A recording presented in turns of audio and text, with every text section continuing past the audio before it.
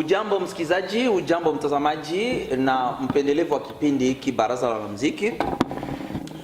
Leo tumekuwa hapa kwenye studio ili kukuletea mwangaza kuhusu pointi mbalimbali zinazohusu umma, ni kusema zinazohusu public. Mengine unajiuliza, lakini sisi tunakuwa na majibu. Tunakuwa na waalikwa hapa. Leo tumekusanyika kabisa na watu muhimu sana katika sekta hii ya muziki gospel, nasema muziki wa Kikristo, na tunakuwa na furaha kubwa kwa sababu wote wamefika waalikwa wetu, na punde sipunde wataingia kwenye studio hapa kwa plateau, na ninajua itakufurahisha mtazamaji. Isipokuwa ninakualika twende pamoja kwa kipindi hiki, usituache wenyewe studio, kwa sababu kipindi hiki bila wewe hakina maana. Maana makubwa ni kwamba wewe unatufuata na sisi tunakutazama gisi uko unafuata kipindi. Ndio maana tunakusalimu baba, tunakusalimu pia mama na watoto wote wanaotufuata pale. Wengine wako sebuleni Kiswahili hiki sebuleni ni kama bingine biko msalon, na familia mzima wanazunguka meza. Wengine wako wanatufuata kwenye gari, wengine wanatufuata kwenye sehemu mbalimbali, hata ku hospitali, ku mahopito, wanawakisha matele, wako wanafuata Baraza la Wanamuziki. Kwa hiyo mtazamaji, acha nikupatie wimbo mzuri sana, na baadaye huu wimbo unaimbwa na Light Music Band. Ninaupenda sana, ni katika mtindo wa adoration. Pale tutaona Bahimu Emeri akipiga dance, na ananichanganya huyo, lakini akiingia studio nitamuuliza, ananichanganya, anajiuliza sasa huyu anaokoka ama okoki, kwa sababu makore anapiga mafente kila kitu. Sasa niko namsubiri studio, akikuja acha kwanza tupige wimbo wa adoration. Ulipigwa na Light Music Band, ni compilation nzuri sana, na attention yako ikuwe kwa Bahimu Emeri, na alafu tutajiuliza Bahi anaokoka ama, kwa sababu wakati mwingine tunashindwa kuelewa. Kwa hiyo hapa sasa tuko tunamjije tu juu ya ile danse, est-ce que les danse vraiment fuata wimbo mtazamaji, na baadaye turudi na tutamwalika Bahi kuingia studio apate kujistifie kama hatuwezi kumkondani na yajieleza. Karibu mtazamaji.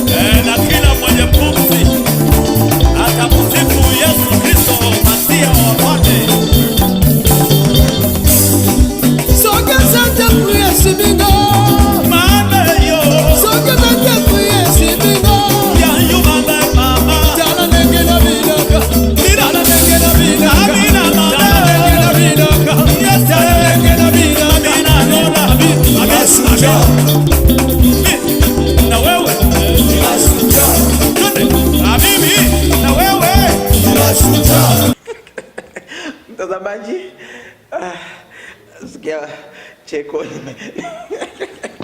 wanakuwa hapa studio viongozi wa hawa ndo nguli, ni kusema wale wanaoshikilia mziki wa Kikristo hapa mjini Bukavu.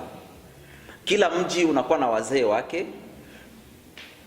Wengine wanaweza kuona mambo yanaendeka ku terrain, wanaona vijana wanafurahi, wanafanya makonser, wanafanya mikutano, sijui. Lakini hiki kitu hao wote wanaotubariki kwenye mikutano wana structure ambazo zinawaongoza, wana wazee ambao wanawafuatilia kwa mambo mbalimbali.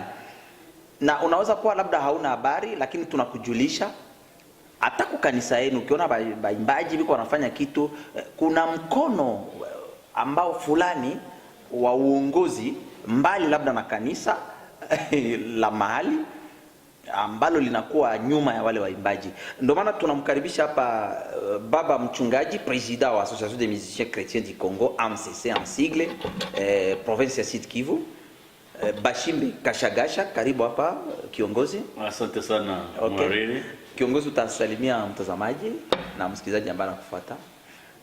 Nashukuru kuona ya kwamba nimealikwa kwenye duara hii, ambao wakiwakwambia duara ni kusema ni meza ya mzunguko ambao watu wanakaa, na kushukuru pia mhariri wetu ambaye amenipa fursa ya kuweza kufika hapa. Ni kusema tu ninawasalimu wote watazamaji wetu ambao mnatufuata kwa muda kama na huu, na mimi nawatakia amani ya Yesu kuwa pamoja naye na kufuatilia kipindi chetu. Asante sana. Paul Hassan anakuwa mtu muhimu sana katika sekta ya mikutano. Ni kusema yeye iko participation yake ama tuseme mchango wake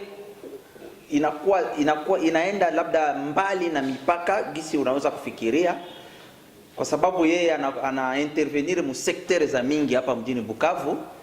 Kwa hiyo acha tumpatie Paul Hassan kauli, kwa sababu tulikuwa tunasema kwamba mchango wake iko zaidi ya unavyofikiria, na sisi wa dadisi wa mambo wa observateur tunaona kama inaenda labda mbali na mipaka yenye unaweza kufikiri unaweza kufikia. Kwa hiyo Paul Hassan, karibu kwa baraza la wanamuziki. Asante sana. Na mtazamaji unaweza kuongea naye. Ndio, tunasema asante kwanza kwa mtangazaji wa kipindi hiki kutufikiria na kutualika kwenye kipindi hiki ambacho ni cha muhimu leo. Na pia tunasema jambo kwa mtazamaji, pia msikilizaji ambaye tufuata hapo nyumbani na popote pale ambapo anapokuwa. Tuko hapa kwa ajili yake na Situache Studio. Asante. Bai Mwemeri, rafiki wa baraza la wanamuziki, anamaliza kupiga dance sasa hivi. Bai, utasalimia mtazamaji, lakini kabla hujaingia hapa tulikuwa tunajiuliza ile makore uko napiga pale, eske inaokoka? Asante sana na kusalimu wewe ambao unatutazama sasa hivi na unatusikiliza. Nasema shalom kwa watazamaji wetu wote. Nasema asante tena kwa mhariri mtangazaji wa hiki kipindi. Mungu akubariki kutuita ili tuzungumzie mambo ya maana kabisa. Hizi kore hizi. Swali yako ilikuwa hizi kore. Sio swali yangu, ni swali ya watazamaji. Watazamaji nawaambia tu kwamba sijacheza. Bado ninafanya repetition ya kucheza. Mada sijaingia kucheza. Juu sijafikia kiwango ninacheza nguo inaanguka. Maka sijacheza. Kama mtu hajaangusha nguo maka hajacheza. Inabidi nguo ianguke ndio nikamilishe kama nimecheza. Na bado sijacheza. Iko sana kwa fare repetition. Niko najiuliza kwa hii album ambayo tuko natayarisha ndachezaje? Kama ndasifu je, ni make juu sijui, na kuomba tusikose hii kanda. Paul Hassan, wewe uko observateur na analyste mkubwa, uko adorateur. Eske wasikilizaji wengi wako wanajiuliza eske Bai sana pika makore na pika makore intervenir. Wewe unaweza kurecadrer ile situation? Bon, Yesu yepeke alizaka swali ya kufanana vile. Asema kama mtu mmoja, kama watu wawili walikuwa na deni ya bwana wao. Mtu wa kwanza alikuwa na devoir boss $100. Mwingine alikuwa na devoir boss $1000. Mais boss anabasamee bote. Anamwambia no, nyie bote msinilipe tena makuta, mwende tu. nani ndio atafurahi sana? Mimi naweza kukuuliza ile swali. Mwebalisamie $1,000,000. Voilà, ule wa mingi. Na vile vile wakati mtu anaona matendo mingi makubwa ya Mungu kwake, anapomsifu si sawa sawa na ule mtu mwenyewe yeye hayaone ya mingi. Asante sana. Msikilizaji, ni kusema kile unachoona Bahia anafanya ndio kinalingana na reconnaissance. Voilà. Reconnaissance ya kile ambacho Mungu amefanya kwa maisha yake. Ndio. Laiti na mimi nipate nafasi ya kucheza hili. Nitashukuru sana. Asante. Msikilizaji, tunakuwa na wazee hapa, tutazungumza pointi 2 ama 3. Ya kwanza tutazungumzia kuhusu uchaguzi na waimbaji. Tutazungumzia kuhusu uchaguzi na waimbaji. Ni mojawapo ya kitu ambacho waimbaji wa Kristo hasa wa Protestanti wanatupilia mbali, lakini baadaye kuna kitu kinatokea. Ni kusema tutazungumzia uchaguzi na waimbaji kwa sababu ni actualite ambayo iko kwa nchi yetu na itakuwa mzuri. Lakini pia ya pili tutazungumza juu ya waimbaji mbalimbali na mialiko ya waimbaji kutoka nchi mbalimbali ambao mara wanaalikwa, wanakubali kuja, lakini siku ya mkutano hawajafika, na hiyo nayo itakuwa mada makubwa. Na baadaye tutamaliza na mikutano za kiinjili zinazoandaliwa hapa mjini. Hatuna muda mrefu, mwache tuanze kuongea na waanalist na wa responsable wenye tuko nao hapa kwa studio. Paul Hassan, pasteur president wa MCC, na ndugu mwimbaji kiongozi wa Light Music Band. Nchi yetu inaingia katika nani moja ya kihistoria kwa sababu tunaenda kuingilia uchaguzi, na tuko tunafanya observation. Sisi tunaona waimbaji muko na ka reserve na reticence. Bo sijui kama ni reticence, bo iko sawa, muko mnataka kujionyesha kama amuhusike. Ya kwanza ile. Ya pili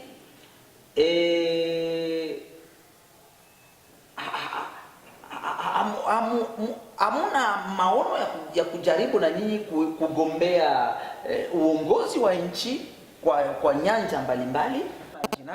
Ya tatu, atuone kabisa muko moto kuanza kufikiri mtazamaji, usitupigie simu, tuko na namba yetu ya simu pale, unaweza kuandika SMS fupi na tutakujibu. Eske kama mwimbaji mmoja anakuwa kiongozi wa nchi ama anaingia anajifanya kandida, kwa mfano anadepose, eske ni makosa? Kwa sababu tunaona ile tuko tunapenda tujulishe opinion kuhusu ile. Sijui mnakuwa na kipi cha kuongea, tunafungula deba. Ni personnellement si mbaya. Mais hamuko mwana. Si mbaya maana inchi mimi hata mpolitiki. Mimi nazoea watu kama politiki haiko tu ya politician. Politiki na kila mkongomani, kila mtu. Ndio tukiwaachia wataribu. Inabidi tuingie ndani kwenye wanaenda huko, tuwazogeze, tuoneshe njia ambayo iko ya ukweli. Ndio nafikiri. Lakini muhistoria ya Sud Kivu hapa kwenye tuko, hatujawahi kusikia mwimbaji moja kachaguliwa kuwa mbunge, mwimbaji mmoja kachaguliwa kuwa sijui kitu gani. Wajitokeza President wa MCC. Unajua ya kwamba kuko lwako wa MCC nasema asiingie mwele vitu mwimbaji. Ninaweza kueleza ya kwamba kuna shida kwa sisi ambao tunajiita wa Kristo. Mimi nasema tunajiita wa Kristo.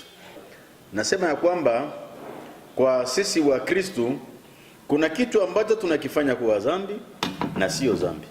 Na ile yenye tunaifanya sasa kuwa ile dhambi, ile tunaifanya kuwa kweli. Na ndio magumu tunakuwa nayo. Hata zamani za wakati wa Yesu uchaguzi ulikuwa nichagueni Barnaba kama na mtu fulani ule kwa kazi yangu. Si walifanya uchaguzi? Si wakapiga kura? Nisikia mdadisi mmoja wa mambo anasema ya kwamba hata wakati Yesu anasema kati ya Baraba na nani mwetu kamate, bakachagua wakati bakachagua Baraba, Yesu akufe. Unanifuata vizuri? Ndio. Ni mtu mmoja mdadisi wa mambo anasema ya kwamba katika nchi yetu tunakuwa labda asiri 80% ya Wakristo, lakini utakia kuona kwa ile 80% ya Wakristo hatuna hata mtu mmoja ambaye labda anaweza kuwa iko kama kandidati kwa ngazi fulani, lakini kuna wale wa zamani ambao wanakuwa pale, lakini hatuna. Lakini nataka kusema ya kwamba uchaguzi sio dhambi, sababu inasemekana mpe Kaisari yaliyo yake na Mungu yaliyo yake. Ni kusema ya kwamba siasa inatembea pamoja na dini pia, na ikiwa mmoja wetu anaweza kusema ya kwamba nataka nigombee ubunge hata uraisi, anaweza kufanya, sababu sio dhambi. Waimbaji na hajatengwa kanisani, na hawezi kutengwa kanisani. Lakini sasa kuna wengine, sijui nitawaita namna gani, mtu akaingia msiasa amekwisha kuanguka, mtu amekwisha kufanya hivi, lakini mtu ambaye ameokoka hata kama anaingia katika siasa anabakia Mkristo vile. Na ni wale ambao watasaidia kwa Kongo yetu kuisimamisha. Tukuangalia kama hata tangia kale watu ambao Wakristo ambao walikuwa Daniel, Meshaki na Abednego walikuwa katika government, watu wakubwa sana katika gouvernement, wanapitia kwa uchaguzi.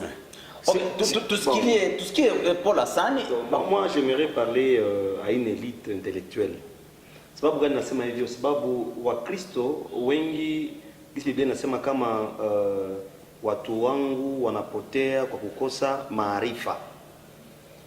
Katika crème intellectuelle ya hii nchi kunakuwa pia Wakristo, na ndio wanasomaka très bien, wanasoma na wanamaliza shule vizuri bila kuingiza ndani ushirikina, wanapata diploma nzuri, lakini wakishamaliza wanaanza ona sasa vile kufanya siasa ni kitu ambacho hakiko sawa sana kia imani. Juu wanaona kisi wale ambao wanakuwa katika huo mstari wa siasa wanaharibu mambo. Kuna wakati mwingine wanamwaga damu, wakati mwingine wanaongoza vibaya. Kisha utaona wale ambao wanatongoza makanisani sawa vile mapasta wanatuambia sisi tufunge na tuombee nchi.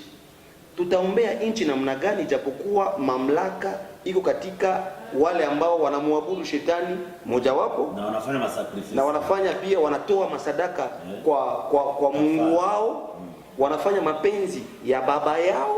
Sisi tunaanza piga magoti, tunaanza omba, tunakuwa tunakufa njaa bure. Lakini mimi nafikiri cha muhimu sana ni kama hiyo mamlaka ama pouvoir ingelikuwa mikono ya Wakristo. Pale kama tunatoka kama ni Mungu wetu mmoja njoo iko pale yulu. Kwa mfano nilitaka nikukontradire kidogo, nimesikia unasema kama hauone waimbaji wanatia ukandidati wao. Hapana, mimi nimepita kwenye seni, nilitaka niangalie orodha ya wale ambao watagombea kwa mwaka huu. Nimeona majina ya waimbaji, sijui kama ninaweza kuruhusiwa. Nimeona jina la Shabani Yabini ni mwimbaji yule ambaye ameimba Aibu ya Kongo. Unaposikia huo wimbo Aibu ya Kongo, utaona kama ni mtu kabisa kisi anavyosema yeye mwenyewe, kama nimekaa chini nikifikiri. Sasa ni mtu ambaye amepata wakati wa kufikiria mambo ya Kongo, ya kuangalia wananchi wa Kongo, ya kuangalia mali ya Kongo, mali ya chini ya upendo wa Mungu kwa Kongo, upendo wa Mungu kwa Kongo amefikiria, lakini anaona kisi tunavyohangaika. Na anasema nono, nisibakilie tu kwa kuimba, inanibidi niingie pia kwenye scene. Ni sawa vile uniruhusu nitaje jina ya mtu mmoja ambaye namheshimu sana, Dr. Denis Mukwege, ambaye alikuwa katika hospitali ya Panzi, anaona wanamletea watu ambao wamebakwa, akasema nono, kazi yangu haitabakilia hapa kwenye hii salle d'operation. Inabidi sasa niende nikazuie wale ambao wanafanya hii kazi. Niseme wazi. Ni sawa vile Sabani. Oui. Ni kitu kizuri sana. Na sisi hapa kesho na sisi tunaweza tukagombea tena. Tuko njiani tunakuja. Ni kitu kizuri kama waimbaji wasibaki nyuma. Na si waimbaji tu, nasikia pasa anasema Wakristo en general, parce que Wakristo kusema waimbaji si ndogo. Tunasema waimbaji hapa kwa sababu tuko kwa baraza la wanamuziki. Ndio, okay. Donc kwa kuelargir vraiment débat na espace ni wale waimbaji ambao wanakuwa kwanza Wakristo kisha wanakuwa waimbaji, wale Wakristo wote. Ni unajua uko na ndugu yako, unakuwa na ndugu yako mwenyewe ni ndugu yako lakini haamini Yesu. Usifikiri kama anaweza kukuonea huruma. Hata kuonea huruma ndani yake hamna roho ya huruma. Lakini nikimchagua kesho na nikimchagua ndugu Bai, sawa vile mwanabunge, Wakati naona mambo yanaendeka vibaya kwenye bunge, kuna mtu ambaye nitamwambia na nitamwambia wazi, ni bai. Namwambia bai, kule kwenye bunge mbona wewe hausemi? Mbona mambo yanaenda vibaya? Lakini wewe mwimbaji Mungu ananifuata, wewe Mkristo, unajua wangapi kule kwenye bunge? Hawajui. Okay, asante sana. Basi tunashukuru kwa ile na tunashukuru kwa hii yote mnatujulisha, na kama kuna mmoja wapo ya waimbaji wale ambao mmeona na wale ambao mjaona, kwa sababu labda haijaoneshwa rasmi ni nani kandidati, lakini kama watakuweko waimbaji, sisi baraza la wanamuziki tunaamini hawatatengwa. Sivyo mchungaji? Wewe unawakilisha wachungaji hapa. Ninadhani ya kwamba hii habari ya kutenga ni ile yenye ndugu yangu Paul amekisha kusema, wamoja ambao wametutangulia wamefanya vibaya, wameharibisha. Sasa ikiwa naona ingia, wanawaza kama na wewe utakuwa kama na wale wana, lakini hatuwezi kuogopa ile. Yule tu ambaye anasikia kwamba anaweza kutumikia nchi agombee. Asante sana. Basi tuwapigie waimbaji kama kuna ambao wamejilance. Baingie. Sisi tunakuja. Mkisebula. Merci. Acha tufuate wimbo. Wimbo naimbwa na Paul Hassan.